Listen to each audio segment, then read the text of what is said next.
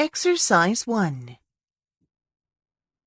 In the probabilistic view, the typical exemplars or category members are recognized more quickly because they share more features with other category members.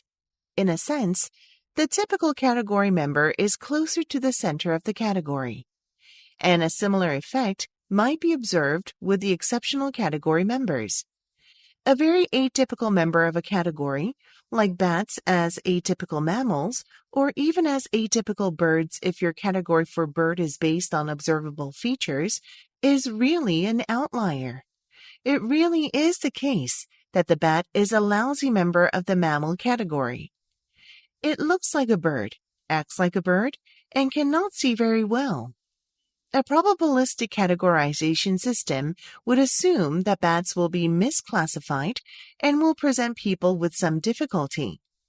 It is plausible that our own inability to classify them readily corresponds to the fact that bats are often feared. Perhaps we fear bats because they do not fit into a simple, basic category very easily.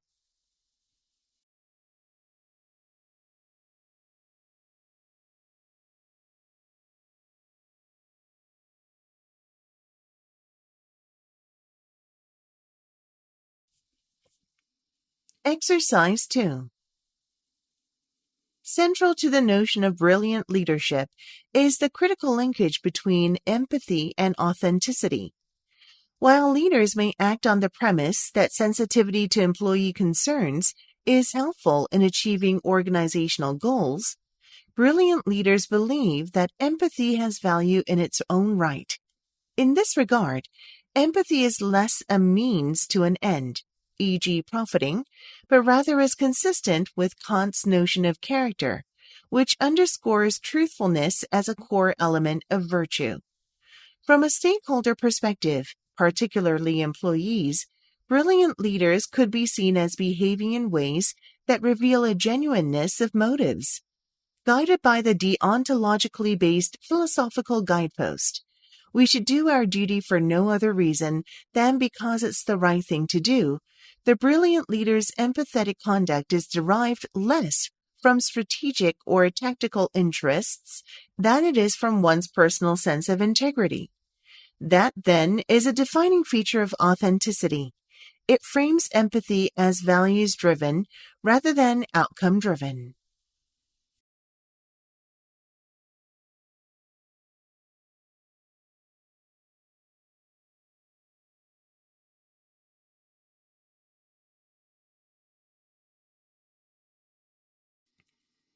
Exercise 3.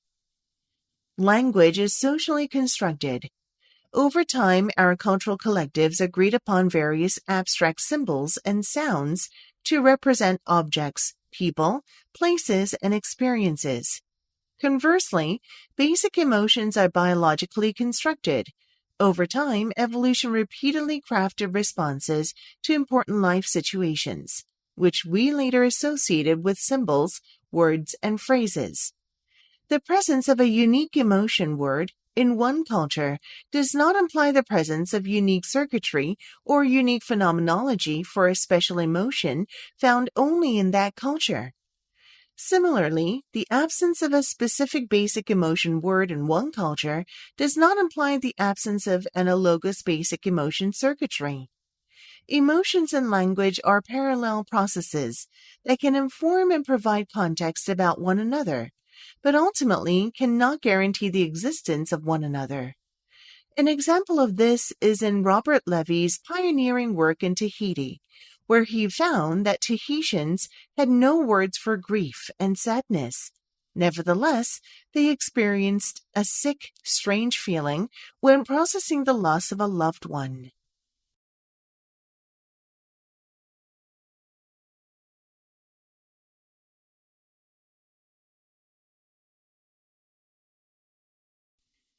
Exercise 4.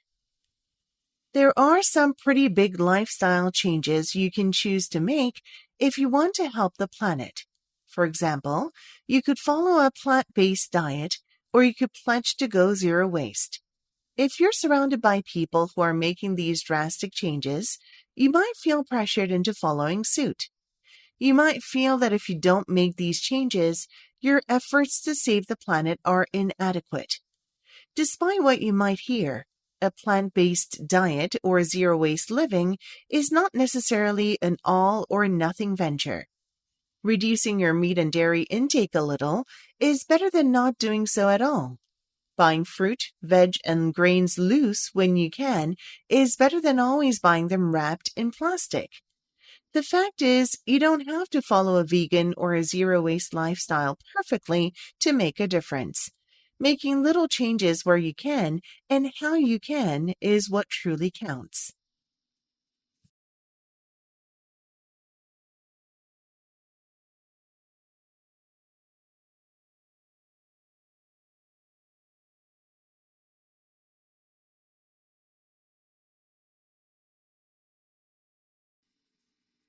Exercise 5. When income rises, so will the quantity demanded. When income falls, so will demand.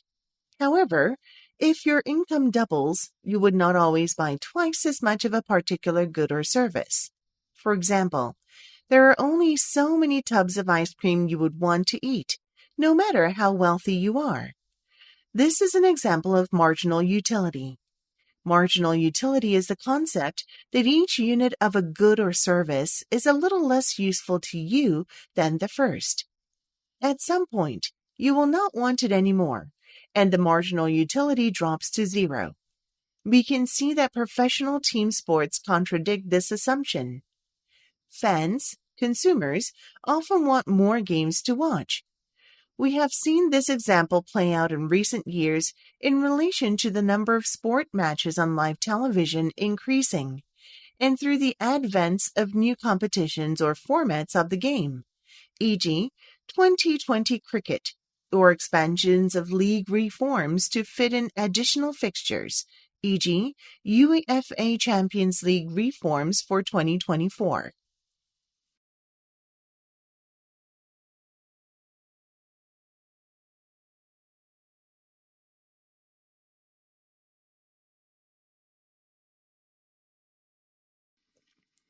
Exercise 6. Among the attempts to resist fast fashion are consumer movements to make more informed, ethical decisions as they purchase, use, and repair their clothing. The slow fashion movement, for example, encourages buying fewer clothes of higher quality and wearing them longer, purchasing clothes produced or at least sold locally, and thinking critically about the labor and environmental conditions surrounding their production and distribution. Some consumers have become more active in producing, sewing or knitting, and repairing their own clothing. The design historian Fiona Hackney refers to the quiet activism of everyday making.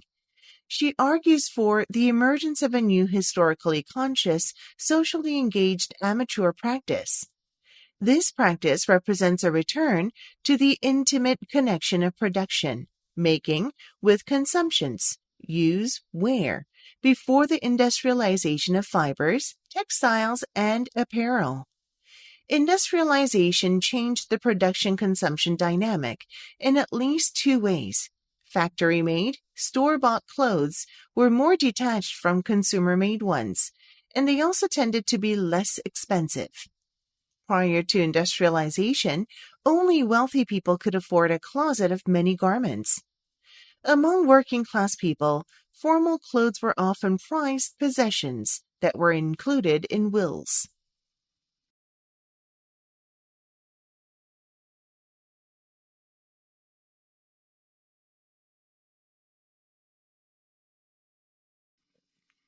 Exercise 7. Grice, a British philosopher of language, proposed that, in addition to communicative meaning, there is another kind of meaning, which he referred to as natural meaning, characterized by things that have meaning regardless of whether there is any communicative intention on anyone's part.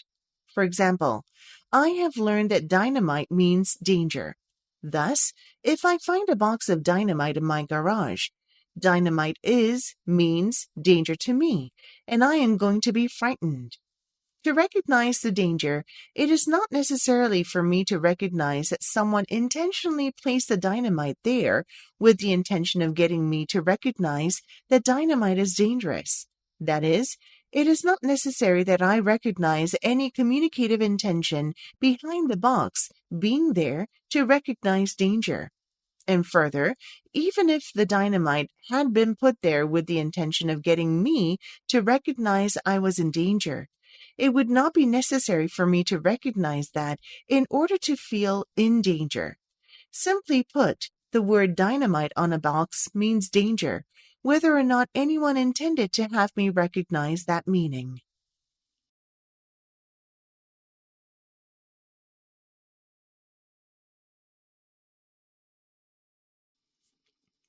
Exercise 8. Scientific progress is measured not only by an increase in understanding, but by an increase in control over nature and redirection of nature's course. The contemplative ideal of scientific investigations for their own sake has been replaced in modern times.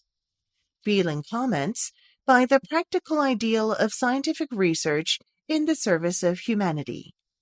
The natural course of things once presented and still presents threats to human welfare. People went and still go hungry, die in infancy and early adulthood, and face natural disasters. But not all control and redirection add to human welfare. Medical technology based on science has lengthened the number of years human beings suffer from chronic diseases, condemning them to lonely, bedridden existences. End-of-life treatments, which prove medical innovation and competence, can sustain life, but not living. The illustrious medical journal, The Lancet, reports frequently on the sea of suffering in aging populations.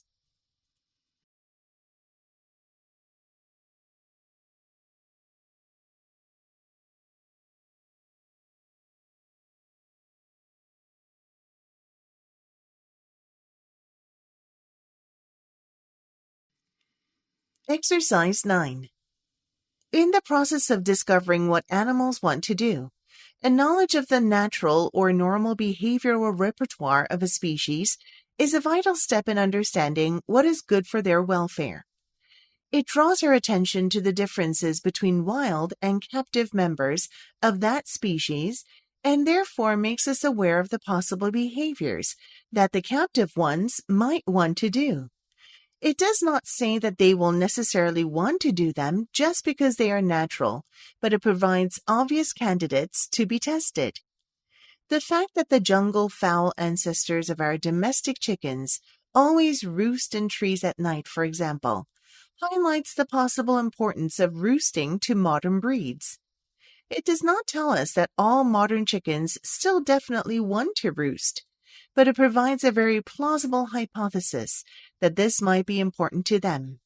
Such a hypothesis can then be tested by investigating whether modern chickens still want to roost. They do.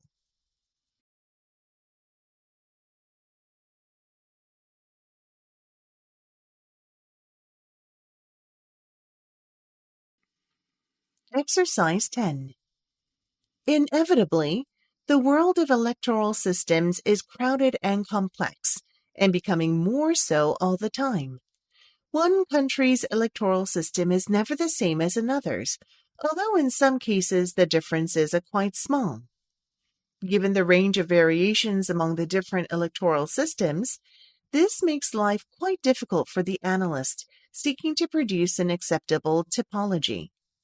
One option might be to simply base a classification of the systems in terms of their outputs, that is, with reference to the process of translating votes into seats, where one distinguishes between those systems which have proportional outcomes and those with non-proportional outcomes.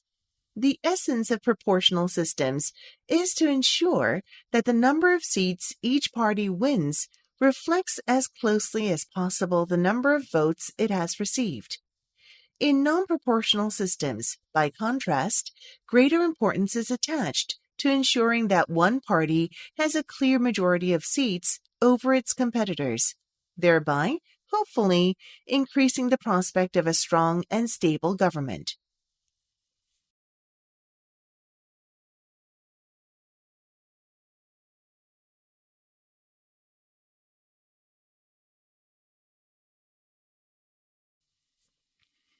Exercise 11. Melodies are defined not by the absolute value of each pitch, but by the pattern or relation of successive pitches across time. Most people have no trouble recognizing a melody that is played in a higher or lower key than they've heard it in before. In fact, many melodies do not have a correct starting pitch. They just float freely in space, starting anywhere. Happy Birthday is an example of this. One way to think about a melody, then, is as an abstract prototype that is derived from specific combinations of key, tempo, instrumentation, and so on. A cognitive psychologist would say that a melody is an auditory object that maintains its identity in spite of transformations, just as a chair maintains its identity when you move it to the other room, turn it upside down, or paint it red. So, for example, if you hear a song played louder than you are accustomed to, you still identify it as the same song. The same holds for changes in the absolute pitch values of the song, which can be changed so long as the relative distances between them remain the same.